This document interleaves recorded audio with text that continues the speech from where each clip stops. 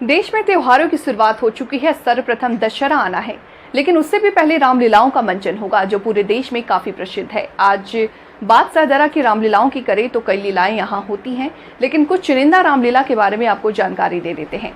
श्री बालाजी रामलीला समिति के पदाधिकारी ने बताया कि उनकी तैयारी लगभग पूरी हो चुकी है और इस बार हमने अयोध्या नगरी के साथ साथ जयपुर के हवा महल का भी गेट तैयार किया है, जो कि एंट्री गेट के रूप में तैयार हो गया। वहीं बात हनुमत रामलीला समिति की तैयारी की लगभग पूरी हो चुकी है। उन्होंने बताया कि इस साल भी उन्होंने कुछ नया करने का प्रयास किया है। 1 अक्टूबर को कैलाश खेर का आना यहाँ की जनता को उत्साहित कर दिया है। इसके अलावा वही बालाजी रामलीला समिति की भी तैयारी लगभग हो चुकी है। उन्होंने बताया कि हर वर्ष की भांति हम भी ड्रोन का इस्तेमाल करने जा रहे हैं। वहीं विवेक विहार भाई व समिति ने बताया कि काफी चेंज कर रहे हैं। जहां पहले स्टेज रखना था, अब वहां न लगा करके उसकी साइड चेंज कर दी गई है। सिक्योरिटी की पूरी व्यवस्था है और सबसे बड़ा स्टेज उनकी रामलीला समिति में लगाया गया है। आपको बता दें कि सेटिंग के लिए काफी अच्छी व्यवस्था उन लोगों ने की हुई है। सिक्योरिटी से लेकर के रामलीला मंचन तक उन्होंने हर तरीके तैयार करी हुई है। इसके अलावा भव्य रामलीला सोसाइटी रामलीला की बात करें तो रामलीला की तैयारी पूरी हो गई है। राम भक्त रामलीला ने भी अपना मंच तैयार कर लिया है।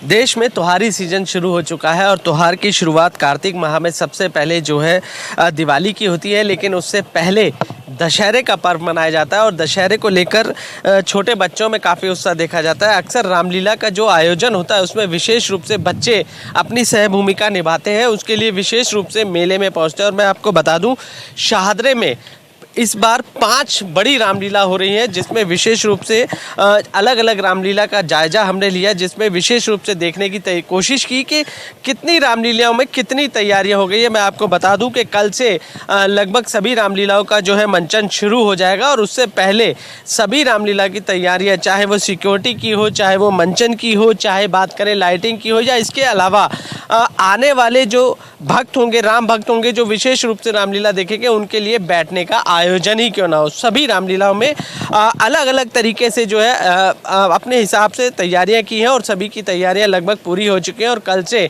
शाहदरा की बात करें तो विशेष रूप से रहने वाले निवासियों को ये मंचन देखने को ज़रूर मिलेगा। मैं परवेश शर्मा, देश हित, दिल्ली।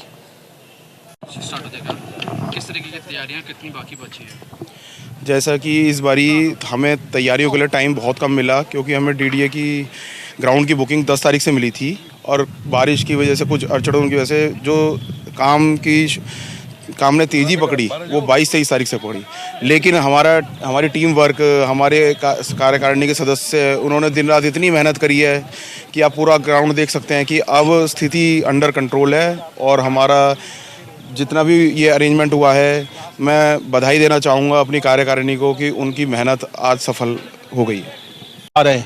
और इस मंचन की दृष्टि से जो हमारे कलाकार हैं वो सारे युवा हैं, और युवा कलाकार वो ऐसे कलाकार हैं जो देश के कोने कोने से आते हुए अपने यहाँ कला का जो है कहना चाहिए प्रशिक्षण भी लेते हैं और अपना प्रदर्शन भी करते हैं। बहुत बहुत शुक्रिया।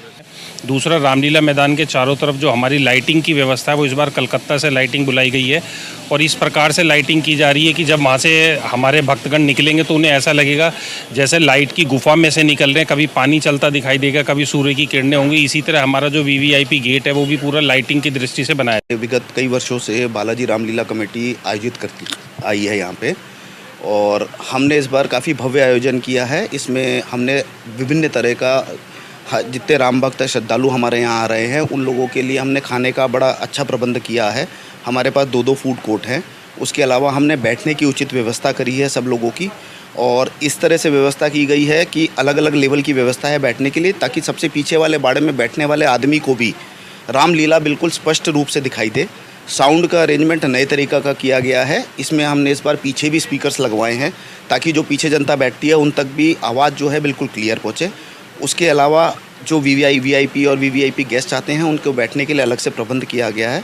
तो इस बार काफ़ी भव्य आयोजन बताने जा रहा हूँ। एक संजोग है, आज 1 अक्टूबर 2024, 1 अक्टूबर 2022 को इसी हनुमत रामलीला कमेटी के बैनर तले भगवान श्री राम और सीता जी, जिन्होंने रामायण का सीरियल में रोल करा था, अरुण गोविल जी और दीपिका जी ने इसी स्थान पर आए थे, इसी रामलीला कमेटी के मंच पर आए थे।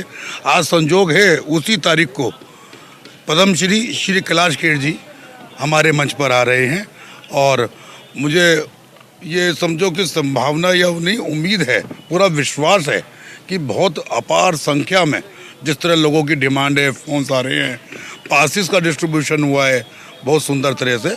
उम्मीद है बहुत बड़ी संख्या में यहाँ पर धर्म प्रेमी सज्जन इस ग्राउंड में आज शाम को होंगे। पार्किंग की किस तरीके की व्यवस्था रहेगी, और क्योंकि जैसे कि आपने बताया कि कैलाश खेर जी यहाँ पर आ रहे हैं, तो किस तरीके की पार्किंग व्यवस्था? देखिए, इस CBD ग्राउंड में पार्किंग स्थल कई रामलीला होने की वजह से मुझे लगता है इस बार थोड़ा डगमगा सकता है। फिर भी हमने बहुत सुचारू व्यवस्था करने की कोशिश करी है। हम कोशिश कर रहे हैं हमने अपील करी है लोगों से कि कृपया करके कम से कम गाड़ियाँ या 2 व्हीलर्स या 4 व्हीलर यहाँ कम से कम लाएं, ज्वाइन होकर आएँ, कपल कर आएँ। और यहाँ पर ट्रैफिक की व्यवस्था के लिए हमने दिल्ली ट्रैफिक पुलिस से भी अपनी पर्सनल व्यवस्थाएं बनाने की कोशिश पूरी करी है।